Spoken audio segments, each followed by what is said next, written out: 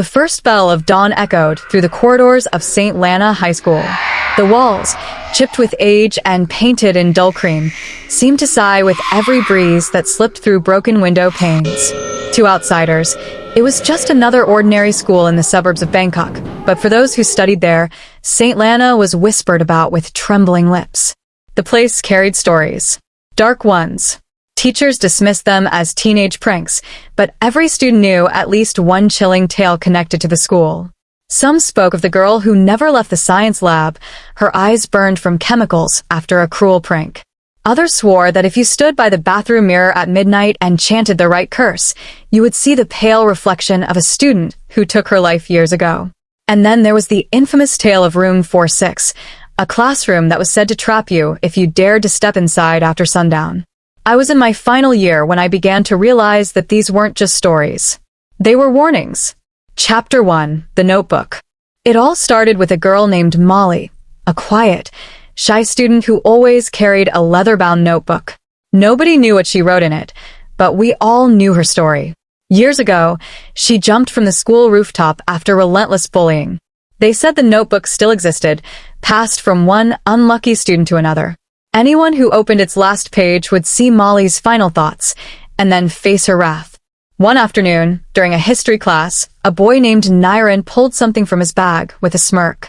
"Look what I found," he whispered, flashing the notebook. The air seemed to shift. Some students gasped. "That's hers," someone muttered, eyes wide. Niren laughed it off. "It's just paper. You people believe too much nonsense." But as soon as he flipped to the last page, his grin faltered. His lips moved silently as he read something. His face drained of color. That night, he was found lying at the foot of the school staircase, his neck broken.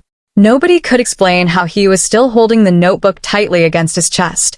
The tragedy should have been enough to warn us, but teenagers are foolish. Curiosity burns brighter than fear. There was one classroom everyone avoided, room 46.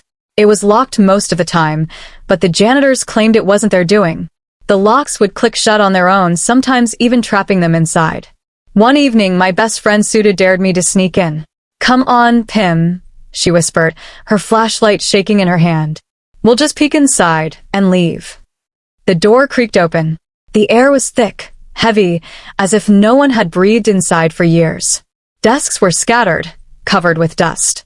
The blackboard had strange markings, not written with chalk but carved deep into the surface. They looked like names. Suddenly, the door slammed shut behind us. The flashlight flickered out. "Who's there?" I called, my voice trembling. From the far corner, a faint scraping sound grew louder. Suda's scream echoed when she saw it, chairs moving on their own, dragging slowly toward us. The carved names on the blackboard began to glow faintly. And then, in a whisper that crawled under our skin, a voice said, "Sit down." We bolted for the door, banging and pulling at it until it finally flew open. We stumbled out, gasping, and behind us the classroom went dark again, silent as if nothing had happened. The next day, the janitor was found dead inside room 46, his face twisted in terror. The corridors of St. Lana were long and narrow, their fluorescent lights buzzing weakly. Everyone knew not to walk alone at night. Still, I had to stay late one evening, finishing a school project.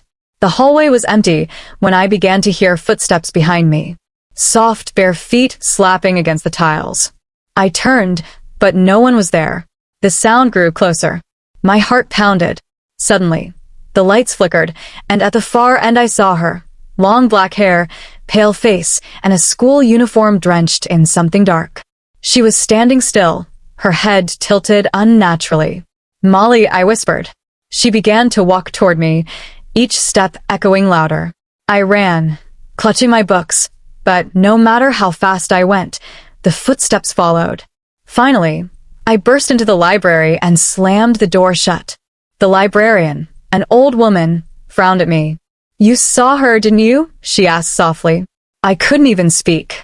"She never left this place," the librarian whispered, because no one ever listened when she begged for help.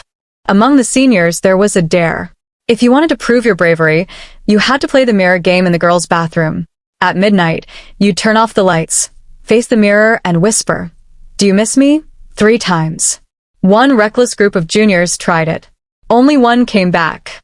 The survivor, trembling and pale, said that after the third whisper, the mirror cracked. From the reflection, a hand shot out and grabbed her friend's hair, dragging her screaming into the glass. The others vanished before her eyes, their faces pressing against the inside of the mirror, pounding desperately before fading into darkness. After that night, no one dared use that bathroom again. But sometimes, when you passed by, you could hear muffled screams from inside. The rooftop was where it all ended. It was Molly's final place. Teachers kept it locked, but the lock never stayed. One stormy night, driven by desperation to know the truth, I went up there. The air was sharp with rain. Lightning flashed, and in the corner, I saw her. Molly. Her body swayed, as if she were still tied to the moment she jumped. Her eyes, hollow and wet, turned to me. "Why didn't anyone stop them?" she whispered. Tears blurred my vision. "I'm sorry. I didn't know." She stepped closer, the sound of bones cracking with every move. They laughed, they wrote my name on the blackboard, they pushed me to the edge. I backed away, trembling. "What do you want?" I cried. Her lips curled into something between a smile and a sob. "Justice." St. Lana High still stands.